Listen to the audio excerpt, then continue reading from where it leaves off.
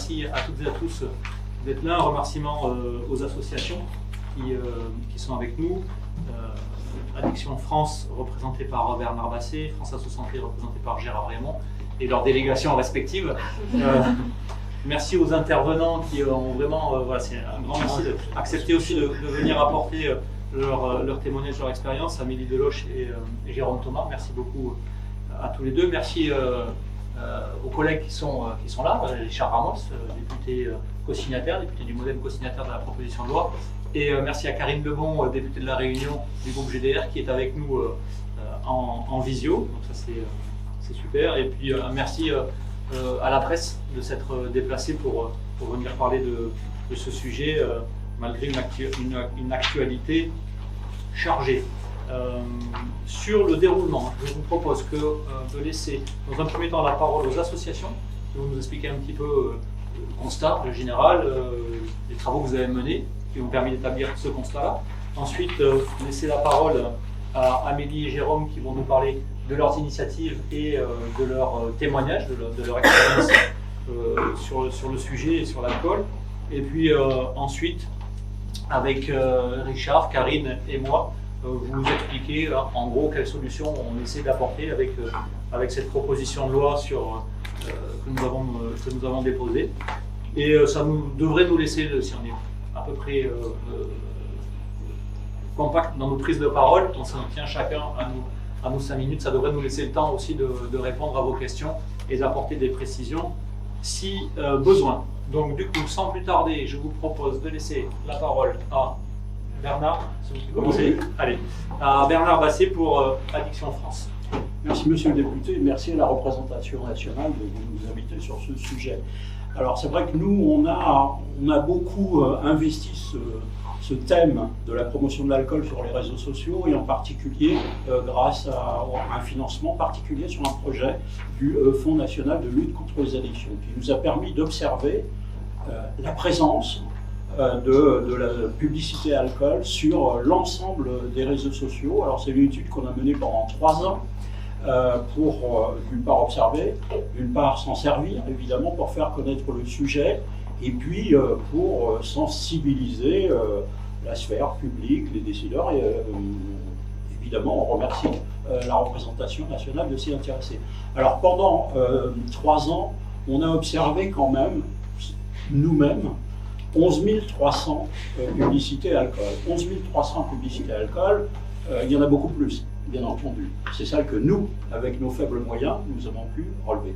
Et sur ces 11 300 publicités alcool, il y en avait la moitié qui étaient faites par des influenceurs. Des influenceurs qui promouvaient des marques, alors très souvent, évidemment, en contournant la loi, parfois parce qu'ils ne la connaissent pas, parce que parfois ils s'en affranchissent et ils n'en ont pas grand-chose à faire. Mais l'autre moitié, c'est les marques. Les marques d'alcool, il y a un podium. Alors nous, notre podium des marques qui font le plus de publicité sur les réseaux sociaux, c'est Ricard, Aperol, qui s'est beaucoup développé avec les réseaux sociaux, et puis Heineken, la marque de bière bien connue. Alors on a une petite vidéo pour vous montrer l'impact et la manière dont ça se passe sur les réseaux sociaux. Santé, voilà, à la vie, à l'indépendance, à la joie, à la découverte et à la paix d'esprit.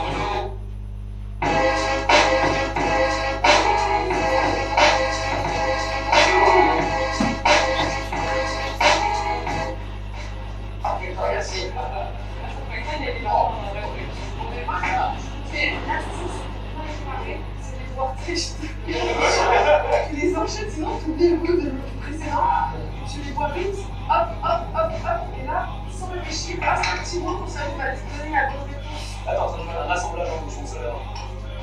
Tu l'as, bravo.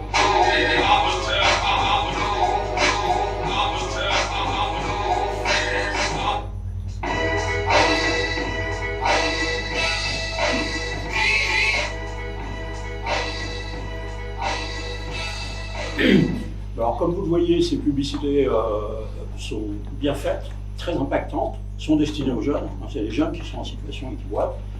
Donc, elles sont extrêmement incitatives à la consommation par les jeunes d'alcool. Sans compter, évidemment, le caractère parfaitement illégal de la plupart d'entre elles, qui associent l'alcool à la fête, à la séduction, à la sexualité, etc., qui est interdit par la loi Evin. Mais évidemment, le caractère éphémère, rapide, des publicités alcool sur les réseaux sociaux fait que souvent, on a du mal à mobiliser le juge. Le temps de la justice est beaucoup plus long que les stories éphémères, évidemment, qui sont sur les réseaux sociaux. Donc, voilà, maintenant c'est l'heure de l'action politique. Nous, on a fait le constat, on a essayé de fournir des arguments et on remercie la représentation nationale de Saint-Martin. Merci beaucoup Bernard. Gérard Raymond, si vous voulez compléter. Oui. D'abord, bonjour à toutes et bonjour à tous. Et merci à la représentation nationale d'avoir le courage de s'accaparer de ce sujet qui est quand même un fléau de santé publique, et même au-delà d'ailleurs, au niveau de notre société, qui est l'alcool. L'alcool, c'est la deuxième cause de mortalité évitable. 41 millions de morts par an. L'alcool, c'est le premier facteur d'hospitalisation. L'alcool est impliqué dans le développement de 200 maladies. C'est la deuxième cause de cancer évitable après le tabac, et je vous en passe les meilleurs. Le risque zéro n'existe pas avec l'alcool. Mais plus on consomme jeune, plus cela entraîne des risques significatifs pour la santé. Et on voit aussi des personnes de plus en plus jeunes avec des consommations d'alcool problématiques et risquées pour leur santé, et vous l'avez parfaitement dit. Les derniers chiffres de l'Observatoire français des drogues et des tendances addictives, 80,6% des jeunes de 17 ans ont consommé de l'alcool en 2022, 15% des collégiens et un tiers des jeunes de 17 ans ont connu un épisode d'alcoolisation important, le binge drinking, sur le mois avant l'enquête. Donc on voit bien quand même que cette consommation d'alcool est dangereuse aujourd'hui pour les enfants. France Asso Santé a représenté ce collectif depuis aujourd'hui 200 associations reconnues d'utilité publique et agréées du système de santé, créées d'ailleurs par le législateur, et là pour effectivement apporter des réponses, tout au moins aux législateurs, mais aussi à l'ensemble de nos concitoyens, un modèle de prévention et de santé publique. France Asso Santé s'est mobilisée contre ce marketing agressif pour les produits défavorables à la santé, notamment cibler les jeunes dans l'espace public.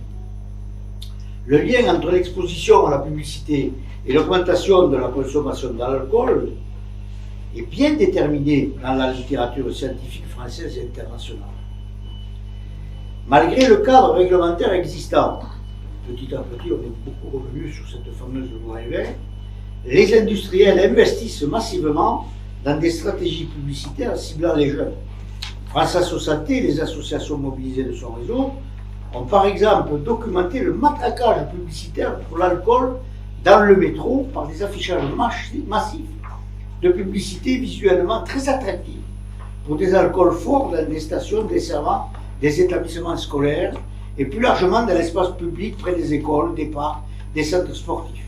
Et donc des espaces fréquentés par des enfants, des collégiens, des lycéens qui se retrouvent quotidiennement exposés à des affiches 4x4. Et donc nous avons porté plainte contre la RATP et son agence publicitaire face à évidemment ce déferlement de publicité. Les jeunes vivent dans un environnement saturé qui incite à consommer de l'alcool. Et ce que nous constatons, c'est qu'effectivement, la banalisation effectivement de ces images-là fait que nous avons une banalisation du regard qu'on peut porter vis-à-vis de l'alcool. On le voit tous les jours. On voit des affiches tous les jours. Et donc, si on en voit partout, Est-ce qu'après tout, c'est très bien, quoi. C'est très bien. Avec, vous l'avez dit, les marketing qui savent parfaitement bien faire. Donc, l'exposition publicitaire est très importante. Plus les jeunes vont entrer tôt dans la consommation, plus cette consommation va être importante et déboucher sur des comportements à risque. Et ça, on le voit malheureusement de plus en plus. Le fait que ces pubs se trouvent à proximité des écoles ne doit rien au hasard. Les industriels de l'alcool l'ont compris. Notre jeunesse constitue le futur vivier de consommateurs. Une étude montre par exemple que les panneaux de pub de marques d'alcool situés à moins de 450 mètres d'établissements scolaires favorisent les intentions de consommation. Aussi, ils n'hésitent pas à réaliser des campagnes d'affichage aux abords de nos écoles, des lycées, des centres de loisirs, etc. Et tout autre établissement recevant des personnes mineures ou à risque. Facteur aggravant. Le seul message de prévention, l'abus d'alcool est dangereux pour la santé, qui a été voté par la représentation nationale, est complété par une locution non réglementaire à consommer avec modération. On n'y prend pas garde, mais c'est très intéressant ce à consommer avec modération, qui déforme tout le sens de la première phrase. L'alcool est dangereux. Dire avec modération n'informe pas les jeunes des repères de consommation à moindre risque. Modération, c'est quoi? Être modéré. La journée aujourd'hui est passée sur les modérés. Il nous faut donc agir. La priorité des politiques de santé publique doit être évitée et la priorité des politiques de santé publique doit être donc d'éviter et à défaut de retarder au maximum l'âge d'entrée dans la consommation de l'alcool. Et cela passe par un encadrement plus strict de la publicité pour l'alcool. Les mesures de prévention portées dans cette PPL sont consensuelles, comme le montre le nombre de signatures de tous bords. Je tiens encore une fois de plus à saluer le courage de ceux qui ont porté cette PPL-là. On voit que d'autres considèrent qu'effectivement l'alcool est un bien pour notre société. Elles sont préconisées par l'Organisation mondiale de la santé depuis longtemps, ainsi que par Santé publique France, la Cour des comptes ou encore l'INCA. Et enfin, ces mesures sont attendues par les Français. Dans un sondage commandé l'an dernier par France Asso Santé à l'Institut Toluna Harris, 89% des Français se déclarent pour interdire la diffusion de la publicité pour de l'alcool à proximité des établissements scolaires. 77% pour que cette interdiction concerne tout l'espace public. Il est donc urgent de remettre sur la place publique la question de la prévention de l'alcool, notamment envers les mineurs, et d'ajouter notre voix à celle des acteurs de santé publique pour demander la dénormalisation de l'alcool au niveau sociétal pour protéger toute notre jeunesse. Voilà notre action, voilà pourquoi nous sommes à vos côtés pour pouvoir pousser cette loi. Et nous continuerons effectivement, malgré les difficultés que nous rencontrons à l'heure actuelle, à poursuivre notre quête auprès de la RATP et de son agence publicitaire pour limiter le nombre de publicités auprès des écoles et des lieux publics. Voilà, merci. Merci beaucoup, Monsieur Raymond, pour votre propos. Merci à tous les deux pour ce constat. Force de vidéos, d'images et d'études à l'appui.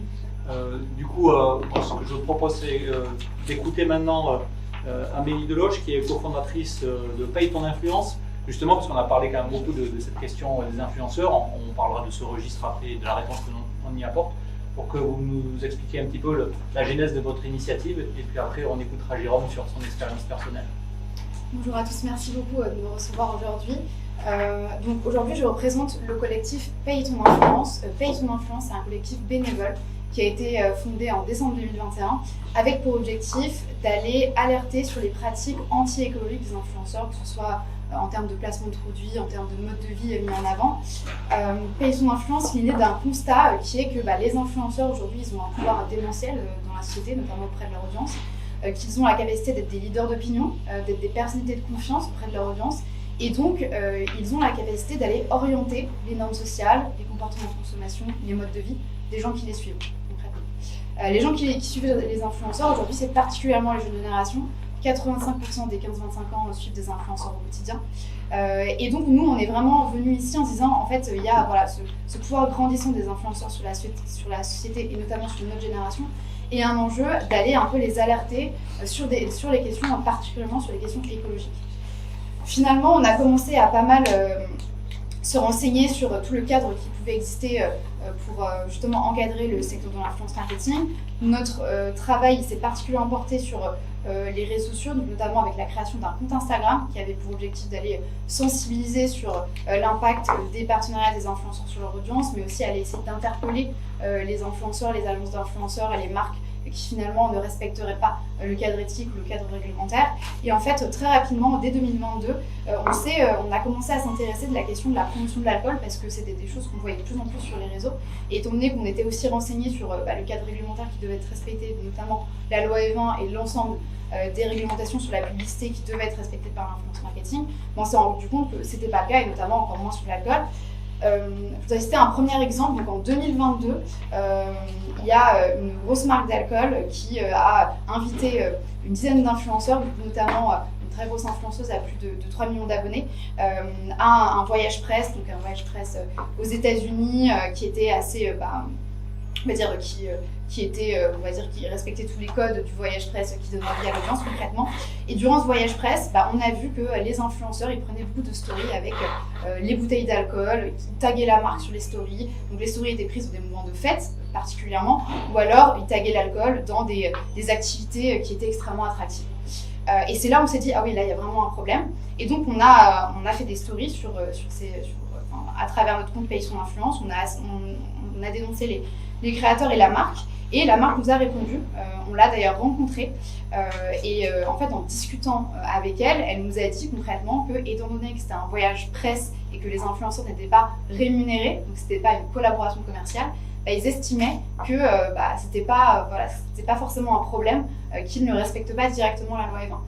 Voilà. Donc, ils ont quand même dit qu'il y avait des choses à revoir sur les stories qui avaient été postées, mais en tout cas ils se sont cachés derrière le fait que c'était pas une collaboration commerciale.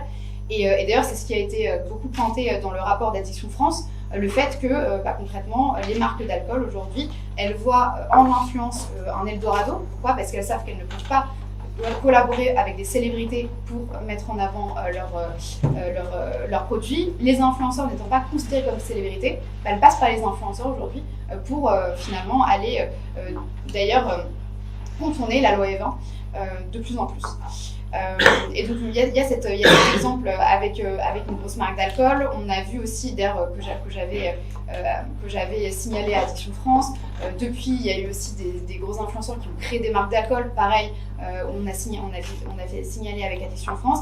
Et de manière générale, en fait, nous on a fait le constat, et d'ailleurs ce qui est très bien dit dans le rapport d'Addiction France, que les marques d'alcool voient du coup en les influenceurs une capacité à vendre leurs produits en toute impunité, sans respecter les lois concrètement. Donc, avec d'ailleurs des influenceurs qui ne sont pas au fait de la loi E20 et d'ailleurs de toutes les réglementations qui encadrent la publicité, et les agences aussi ne sont pas forcément au fait de la restriction des restrictions qui exigent la loi E20. Et donc on va dire des marques qui vont potentiellement jouer là-dessus, jouer sur la non-conscience des réglementations par les influenceurs et leurs agences. On va aussi avoir, comme je le disais, le fait de passer par des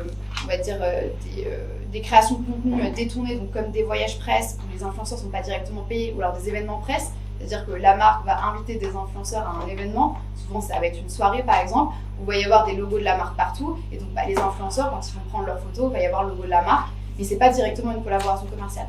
Et donc voilà, on voit qu'il y a pas mal de choses qui sont mises en place pour contourner la loi E20, avec bien sûr aussi les stories éphémères, et surtout un manque de réponse globale des pouvoirs publics pour réguler ça. On a quelques cas de jurisprudence, notamment une influenceuse qui a été montrée dans la vidéo d'Addiction France, qui a été condamnée pour un partenariat avec une marque d'alcool, et finalement il y a très peu de cas de jurisprudence. On a énormément de contenus qui sont créés à la seconde sur les réseaux sociaux, des contenus qui sont éphémères comme les stories, donc une incapacité pour les pouvoirs publics d'aller vérifier tout ce qui se passe concrètement.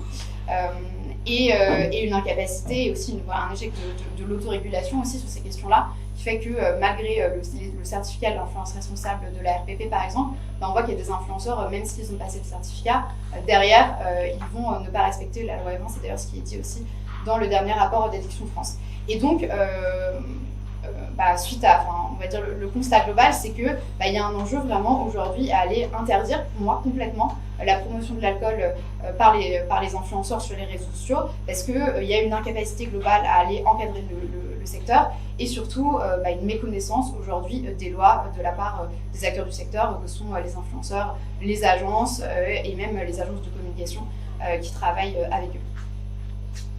Merci beaucoup Madame Deloche pour l'explication autour de votre initiative. Donc maintenant je passe la parole donc, à Jérôme Thomas, champion du monde de boxe, médaillé olympique. C'est ça, rien que ça. Bonjour, donc moi je suis Jérôme Thomas, je suis de Saint-Quentin dans l'Aisne. Donc ancien athlète de haut niveau en boxe anglaise pour les connaisseurs. En fait, moi, ce qui m'est arrivé, c'est qu'après ma carrière en 2012, je suis carrément tombé dans l'alcool. Aujourd'hui, je peux vous dire que je suis un miraculé, parce que ça fait que 15 mois que je suis abstinent, comme on dit. Donc, pour moi, né dans une famille d'alcooliques, mon père est mort de ça, ma mère est dedans, ma grand-mère est morte de ça. L'alcool m'intéresse, encore plus depuis, on va dire, 8-9 mois que je suis sorti du brouillard. J'aime bien dire ça comme ça. Donc aujourd'hui, moi, j'ai la chance d'être fonctionnaire à la ville de Saint-Quentin. Je suis un peu libre dans mes actions, donc j'ai pris à cœur d'aller travailler sur l'alcool dans les collèges, les lycées, mais surtout aussi maintenant les écoles primaires, parce que le passage du CM2 à la 6e, c'est là que ça bascule souvent pour ces plus jeunes qui sont très vulnérables, parce que le collège, il faut faire comme les grands, prendre la cigarette ou la canette. Donc moi, j'interviens dans les établissements scolaires, et moi, je m'aperçois encore plus que, waouh, c'est ces choses qui se passent, parce que je pense que vous êtes parents, beaucoup ici, mais les gamins, ils n'ont pas leur main dans la poche, et puis donc avec moi, ils se lâchent. Même maintenant, avec les prémix qui sont arrivés, les boissons très sucrées, avec 6 à 8 degrés d'alcool, ils boivent ça comme du petit lait, mais n'empêche, il y a 6% d'alcool. Donc ça, c'est tout un... Donc je ne vais pas réargumenter tout ce qui a été dit. On s'aperçoit bien que de toute façon, il y a un problème. Comme je dis, il y a nous qui allons se battre, parce que nous, on voit le verre à moitié vide, et il y a ceux qui vont le voir à moitié plein. C'est pas très bien. Voilà, donc je crois que c'est un gros combat que vous allez mener, qu'on va mener.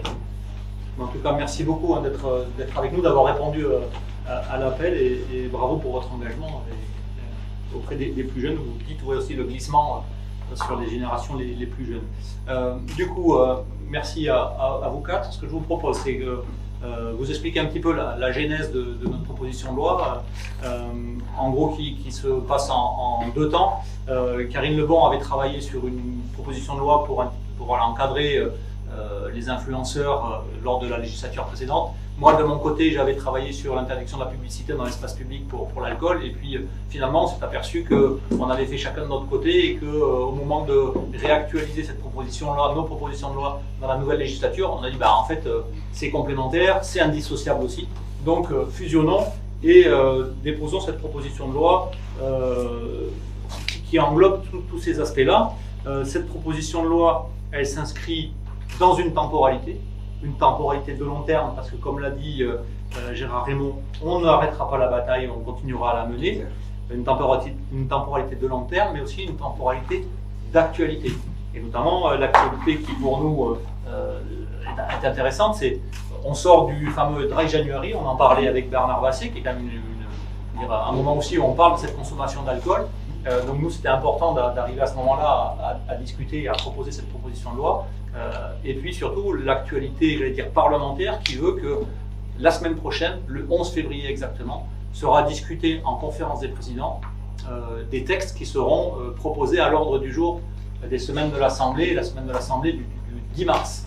Donc on espère, et cette conférence de presse et votre présence aussi participe à essayer de convaincre les présidents de groupe qu'il y a vraiment une urgence, et une actualité et une urgence à ce que cette proposition de loi soit mise à l'agenda. Donc avant que Karine nous explique le dispositif sur la question des réseaux sociaux, je profite de la présence de Richard qui doit, je crois, nous quitter assez rapidement. Il a un agenda comme nous tous un petit peu contraint, mais peut-être Richard, en 2 mots, nous dire voilà, pourquoi tu as co-signé ça et ton engagement aussi autour de ces questions. Alors on a travaillé sur beaucoup d'autres sujets autour de l'alimentation, mais là particulièrement autour de l'alcool. Oui, alors, d'abord, je pense que c'est des sujets qui sont combien importants. Moi j'ai 3 filles, et c'est des sujets qui aujourd'hui, moi j'étais surpris par la quantité d'alcool qu'elles buvaient. Alors, et dans les fêtes, comme elles ne rangeaient pas, je voyais bien quand je rentrais chez moi, le nombre de bouteilles qui étaient bues. Et avec quelque chose d'un peu pernicieux, moi avant d'être député, j'étais chroniqueur gastronomique. Et c'est comme si, moi j'ai jamais beaucoup bu du bon vin, j'étais dégustateur à la Revue des Vins de Bourgogne, j'ai dû être un peu hors limite 2 fois dans ma vie, mais ce qui m'a toujours frappé, j'ai un petit embonpoint, et comme si j'étais chroniqueur gastronomique, c'était normal que je dois boire beaucoup. C'est-à-dire comme si finalement, être un bon vivant, c'est aimer beaucoup l'alcool. C'est dire que finalement dans notre société, et j'avais un papa qui était alcoolique et je connais les dégâts de ces affaires-là. Et donc, je vois bien ce que ça veut dire. Ça veut dire que finalement l'image de l'alcool est une image qui est associée à être un bon vivant, pour les jeunes à faire la fête, etc. Et que dans notre société, notamment française, c'est quelque chose qui est très très important. Et donc, moi, d'abord parce que, je le dis, même s'il y a des motions de censure nationale, etc., je le dis parce qu'on est aussi tous des citoyens. Moi, quand Loïc Prudhomme m'appelle sur des sujets, je sais qu'il est sérieux dans les combats qu'il mène. Et donc, on est aussi des parlementaires. Des fois, il va voter certainement une motion de censure sur mon chef à plume, qui est Bayrou, mais ça n'empêche pas que quand il y a des textes de loi qui sont dans l'intérêt des citoyens et des jeunes, on soit capable ici, dans cette maison-là, de travailler ensemble parce que c'est dans l'intérêt des citoyens, des associations et des gens qui sont autour de cette table. Et ça, c'est très important, parce que, comprenez ça, il faut se méfier aussi de la télévision, auquel on serait tous à se taper tout le temps sur la tête, mais il y a aussi des combats qui doivent être menés en commun, au-delà de ça. Et je pense que c'est aussi ça qui me fait venir avec vous aujourd'hui, et puis essayer notamment dans la jeunesse de montrer qu'il y a d'autres façons d'associer la fête qui peut être faite sans l'alcool. Et puis aussi un petit point, et je terminerai là-dessus, quand on veut démontrer quelque chose sur Internet pour aller au tribunal, les associations, vous êtes un peu plus chevillées, mais vos moyens sont certainement économiquement plus limités. À chaque fois, on est obligé d'aller voir un huissier de justice qui fait la capture d'écran, qui nous pompe 600 balles, et tout va très vite sur les réseaux sociaux. Et donc là aussi, il faudra qu'on réfléchisse à la constitution de la preuve et de faire en sorte que des associations pourraient être agréées pour avoir le droit de prendre la preuve et qu'elle soit considérée sans passer par un huissier de justice. Parce que sinon, ça veut dire que c'est 600 balles à chaque fois. Et ça va très vite. Et donc, c'est des centaines de fois sur les réseaux sociaux. Donc, vous n'avez pas les moyens de le faire. Donc, voilà ce que je suis venu faire à côté des 2 députés ici présents. Merci beaucoup Richard, merci, tu nous flattes en nous disant que le travail est sérieux, celui de, voilà, tu me citais, mais celui de Karine aussi, oui, bien sûr. Et évidemment. Et du coup, ce que je te propose Karine, c'est merci d'être avec nous déjà depuis l'île de la Réunion, c'est vraiment super, et du coup de développer effectivement la partie sur laquelle toi tu as particulièrement travaillé, à savoir la réponse du législateur sur la question de l'influence sur les réseaux sociaux. Bonjour à toutes et à tous, merci Loïc, merci aux moyens techniques et merci à ton équipe d'ailleurs, parce que ma participation est rendue possible alors que je suis à 10 000 km de Paris. Je remercie Richard Anos pour ses mots aussi, et donc ça nous prouve que cette PPL, c'est un sujet de santé publique qui doit nous rassembler sur tous les bancs de l'Assemblée. Cette cause, elle me tient à cœur, elle nous tient à cœur, car sur nos territoires, on a de nombreux défis à relever concernant ce sujet. À La Réunion, l'alcool, on l'appelle la RAC, un terme utilisé par les engagés venus d'Inde pour travailler après l'abolition de l'esclavage, à partir de 1828 jusqu'à 1933. On donnait de l'alcool aux ouvriers qui avaient bien travaillé, c'était une récompense. Donc c'est dire à quel point l'alcool a été finalement bien vu dans notre société. Donc ce terme, on l'utilise, la RAC, on l'utilise pour parler d'alcool bon marché ou de l'alcool consommé avec outrance. On l'a dit, l'alcool, ça cause 41 000 décès chaque année en France. C'est le deuxième facteur de risque évitable de cancer. Près de 30% des accidents mortels sont dus à des abus d'alcool. Et chez moi, à La Réunion, ce taux, il est même 2 fois supérieur. La consommation d'alcool, elle est impliquée dans 40 à 50% des agressions sexuelles. Et en matière de violence conjugale et intrafamiliale, on sait bien que l'alcool, ce n'est pas la cause de la violence, mais il désinhibe et il peut favoriser fortement le passage à l'acte. Alors oui, on a la loi E20, mais la loi E20, elle a été rédigée dans les années 90, alors que la télévision était toute puissante et elle n'est plus adaptée à notre époque. Aujourd'hui, les jeunes sont accrochés à leur smartphone, même les moins jeunes d'ailleurs, ils se divertissent et s'informent sur les réseaux sociaux.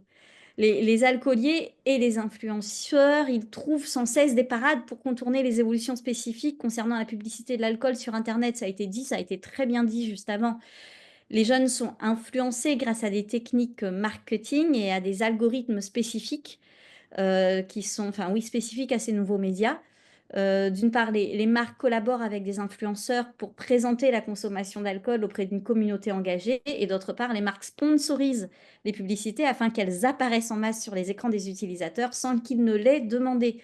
Et on estime que 79% des 15-21 ans voient des publicités pour de l'alcool toutes les semaines sur des réseaux sociaux.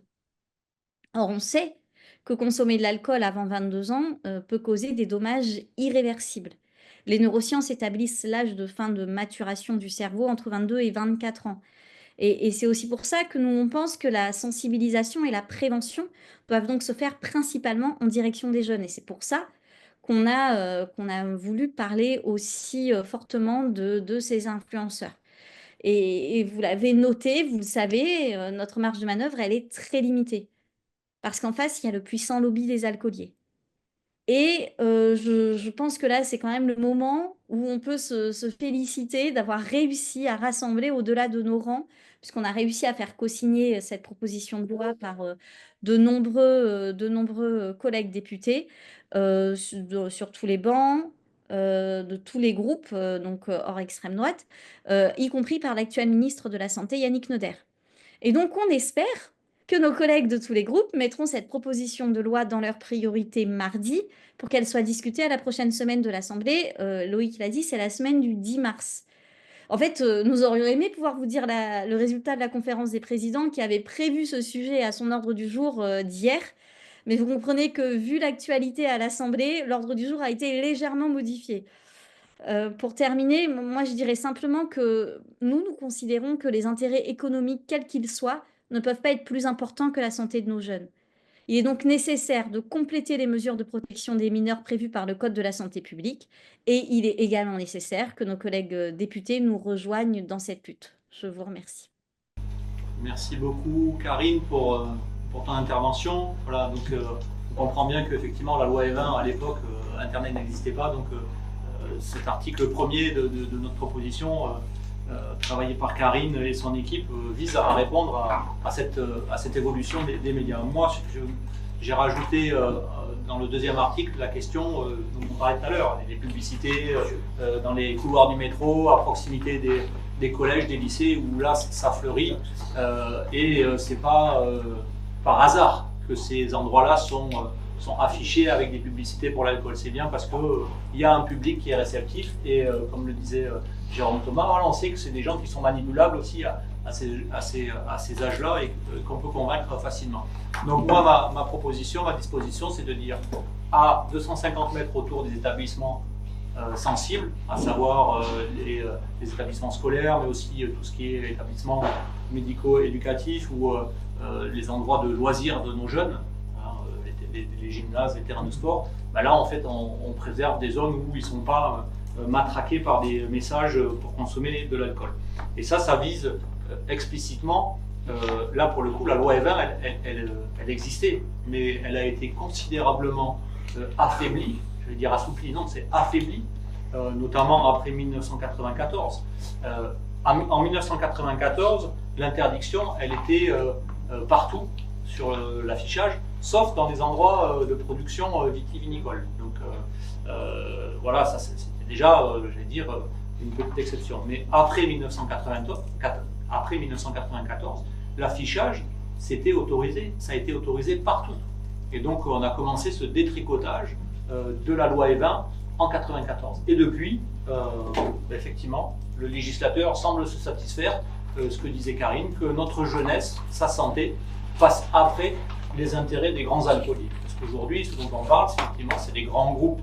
Hein, vous avez cité quelques marques, Monsieur le Président Massé, et donc c'est ça en fait la cible aujourd'hui.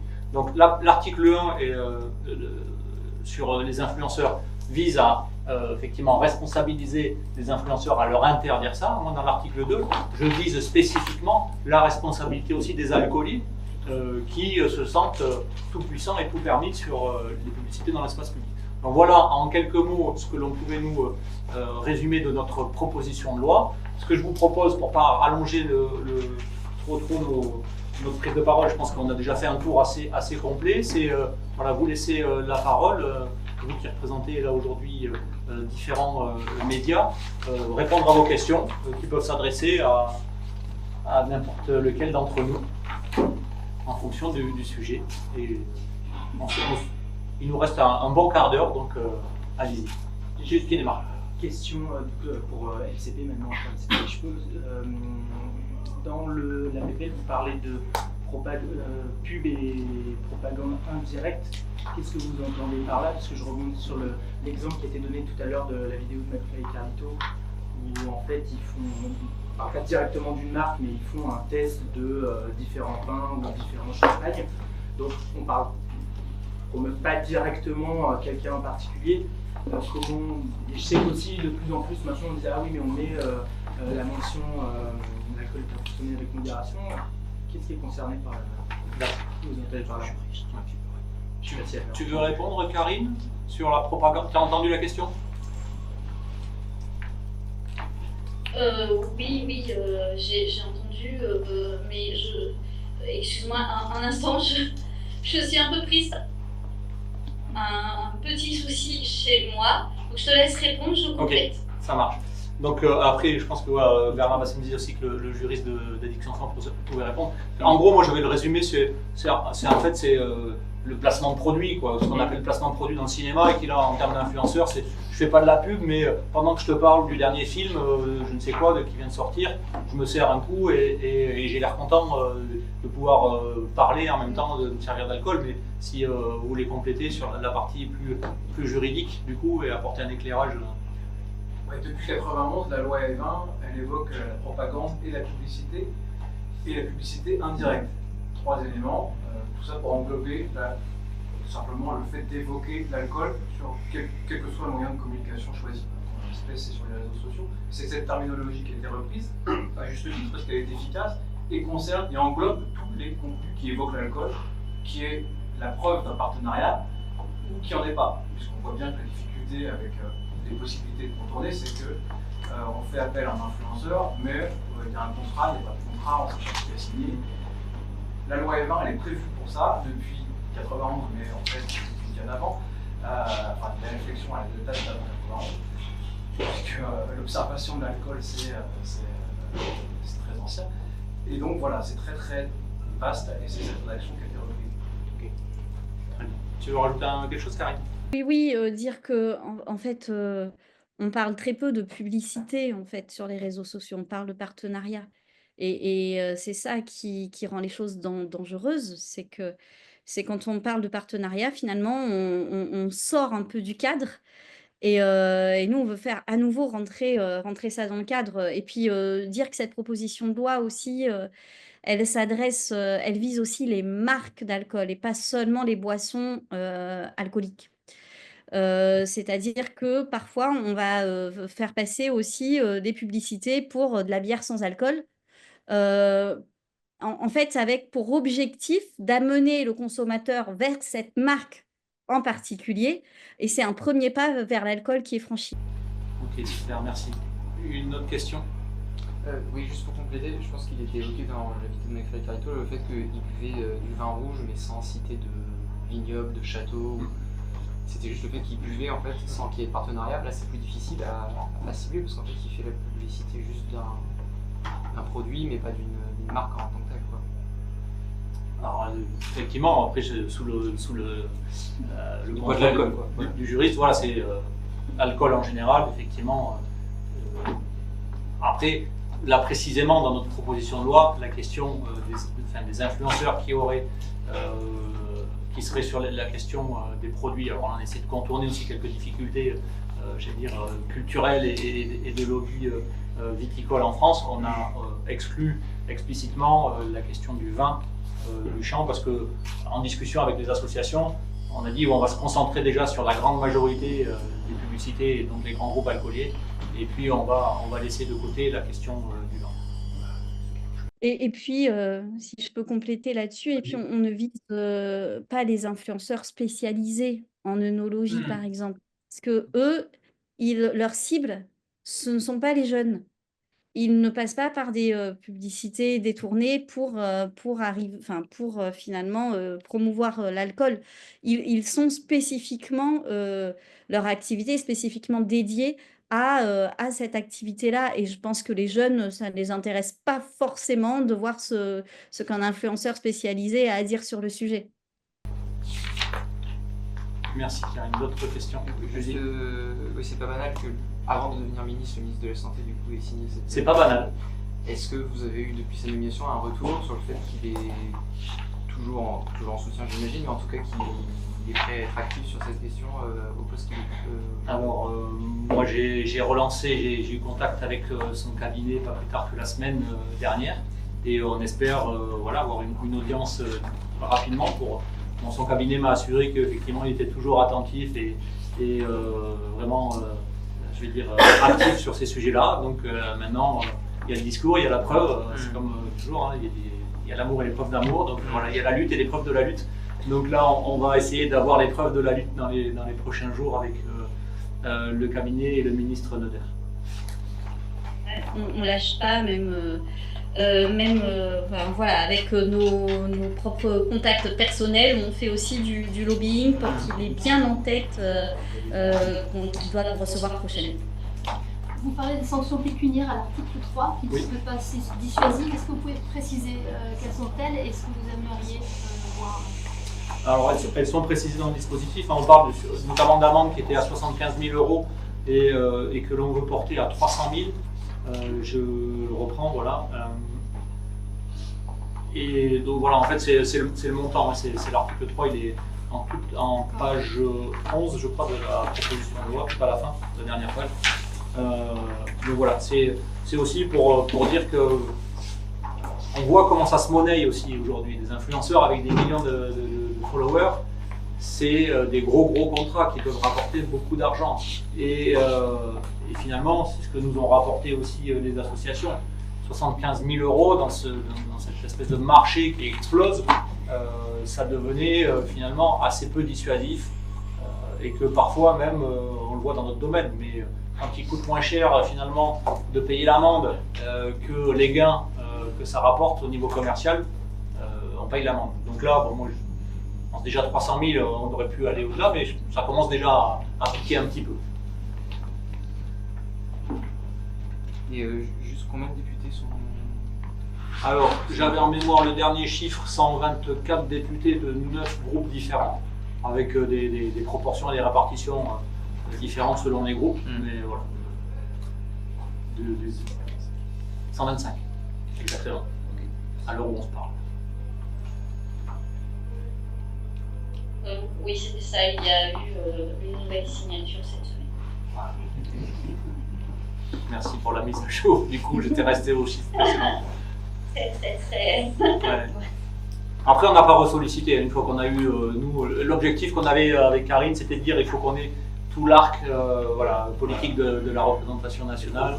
Le nombre importé finalement assez peu, mais c'était vraiment la représentation complète qui donne, j'allais dire, l'idée de ce consensus. Je ne sais pas lequel de vous rappelez, c'est 90% des gens sont d'accord pour qu'on légifère sur ce sujet-là. Donc, je veux dire, Aujourd'hui, c'est pour ça qu'on dit aussi aux présidents des groupes, si vous ne faites pas rentrer ça à l'agenda, vous allez aussi heurter, que vous soyez de droite ou de gauche, votre électorat qui massivement souhaite qu'on légifère.